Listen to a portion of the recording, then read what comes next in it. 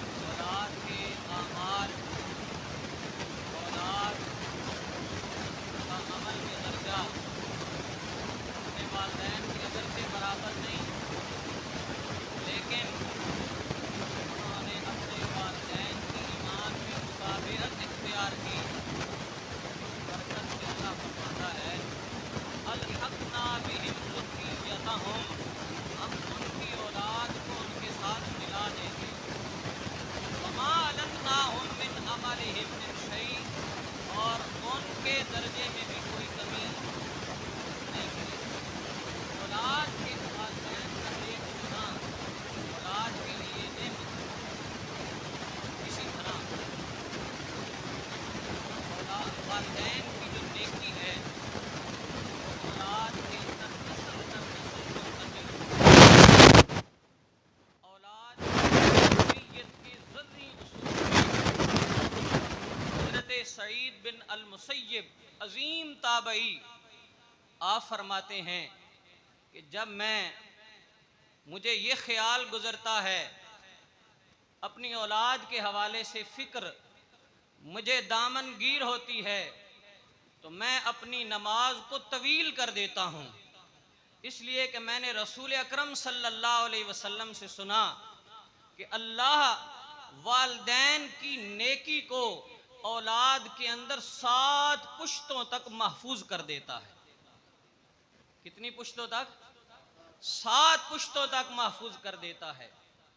इसी तरह आप देखें कि जब हम आपकी नमाजों में आपकी औलाद का हिस्सा है, इसलिए हम कहते हैं कि वालिदैन खुद सालहियत इख्तियार करें। हम नमाज पढ़ते हैं और कभी तवज्जो नहीं की, हर नमाज के आखिरी तशाहुद में हम पढ़ते हैं रब्बि जअलनी मुकीमस्सलाते व मिन ज़ुर्रियती, मौला मुझे भी नमाज को कायम करने वाले बना दे, मेरी औलाद को भी नमाज कायम करने वाला बना दे। जब वालिद गफलत की नींद सोया होगा, वालिद कभी बारगाह खुदामंदी में सजदा रेज ना हुआ होगा, जब वालिद ने कभी अपनी जबीन नियाज को बारगाह उलूहियत में न झुकाया होगा, वो कैसे पर ये गुमान कर सकता है कि उसकी औलाद खुदा के हुजूर हाजिर होगी? वो कैसे ये तवक्को कर सकता है कि उसकी औलाद अपनी जबी को खुदा के हुजूर सजदे में टिका देगी?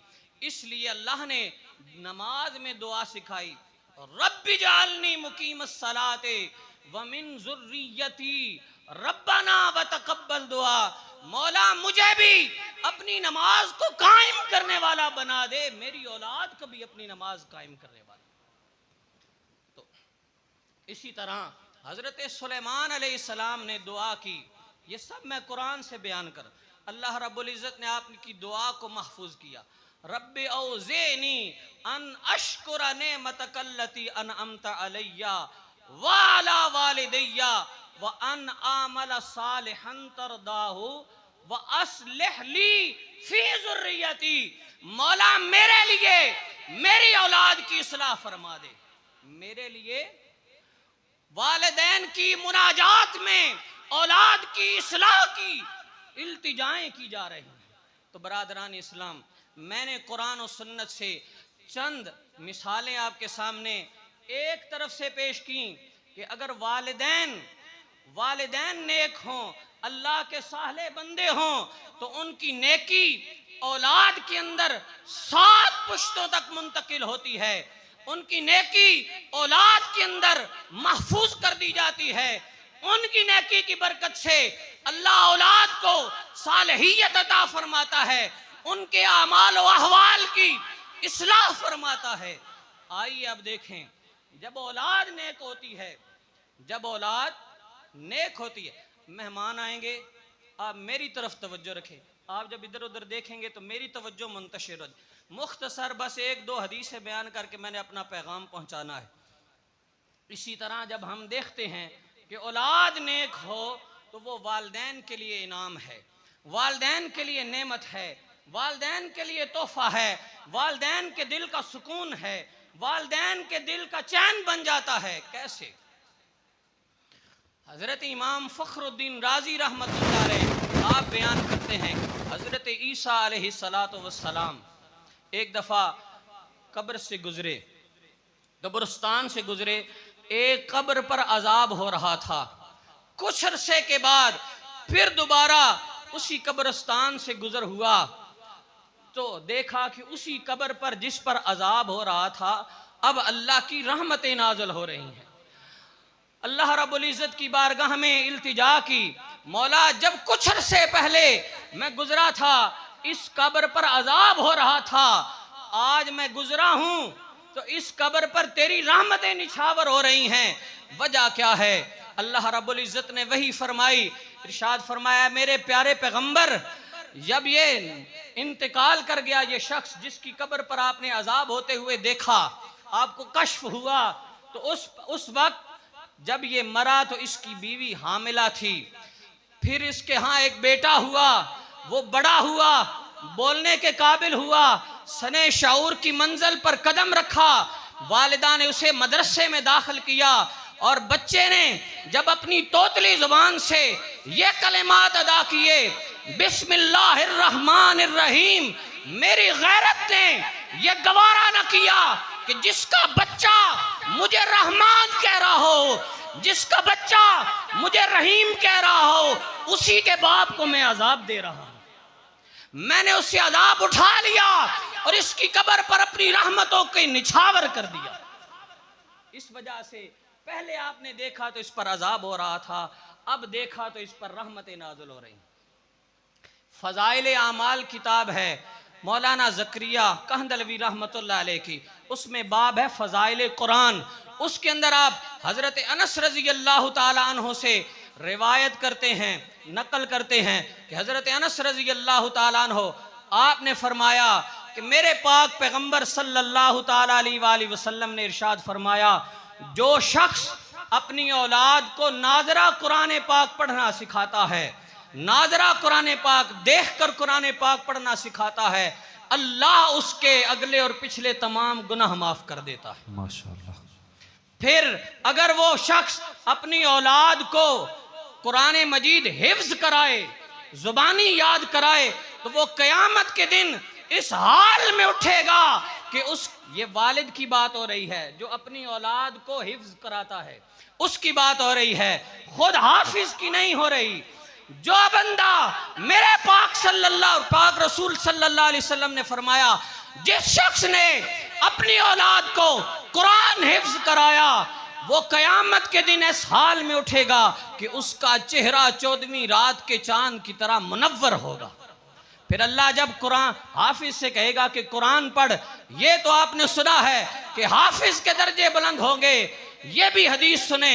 हुजूर ने फरमाया, हजरत अनस रज़ी अल्लाह ताला अन्हु बयान करते हैं कि हुजूर ने फरमाया, हाफिज कुरान कुरान की तिलावत करेगा, हर हर आयत के बदले अल्लाह जन्नत में उसके वालिद के दर्जों को बुलंद करेगा, उसके वालिद के दर्जों को बुलंद करेगा। इसी तरह आखिरी हदीस पाक हुजूर ने इरशाद फरमाया, क़यामत के अंदर जन्नत में एक शख्स के दर्जे बुलंद होते जाएंगे। वो अल्लाह की बारगाह में सवाल करेगा, मौला मेरे अमाल का सिलसिला तो मुनक़ते हो गया, अब मेरे दर्जे क्यों बुलंद हो रहे हैं? हुजूर ने इरशाद फरमाया, अल्लाह उससे फरमाएगा, बेइस्तिग़फ़ार वलद का लका, तेरे लिए तेरी औलाद जो इस्तिग़फ़ार कर रही है, उस इस्तिग़फ़ार की बरकत से तेरे दर्जे बुलंद हो रहे हैं। अब आबिज़ी वकार, मैंने आपके सामने दो तस्वीरें पेश की हैं, एक वालिदैन का नेक होना, वालिदैन की नेकी औलाद में मुंतकिल होती है, और एक मैंने तस्वीर पेश की औलाद का नेक होना, औलाद का नेक होना भी वालिदैन की बुलंदी दराजात का सबब बनता है। इस तस्वीर में आप मौलाना एहसान रिजवी साहब को देखें, मैं समझता हूं वो जितनी खिदमत दीन के जितने भी ज़राए इख्तियार किए हुए हैं, ये खुद उनका कोई कमाल नहीं है, उनके वालिदैन की नेकी का समर है, उनके वालिदैन के रत जगों का समर है, उनके वालिदैन की खुदा की बारगाह में अपनी जबीन नियाज को झुकाने का समर है कि अल्लाह ने उन्हें एक नेक और साहले बेटा दिया, जिसे अल्लाह ने अपने दीन की खिदमत के लिए मुंतखब फरमाया। और अगर वालिद औलाद के नेक होने के तनाजुर में देखें तो अल्लाह रब्बुल इज़्ज़त ने हाजी इफ्तिखार अहमद को वो बेटा अता फरमाया जो पूरे पाकिस्तान में करिया करिया गांव गांव जाकर अल्लाह के दीन का पैगाम पहुंचाता है, इश्क मुस्तफ़ा का पैगाम पहुंचाता है। और आपके गांव में उसने इल्मे दीन का एक जो बाग है उसको आबाद किया है। ये सारी चीज़ें हाजी इफ्तिखार अहमद की बख्शिश और उनके बुलंदी दरजात का सबब हैं। अल्लाह रब्बुल इज़्ज़त मरहूम की कामिल बख्शिश व मग़फ़िरत फ़रमाए, उनके दरजात को बुलंद फ़रमाए और मेरे कलिमात को अपनी बारगाह में कबूल फ़रमा के हम सब के लिए ज़रिया निजात बनाए। वमा अलैना इल्लल बलाग।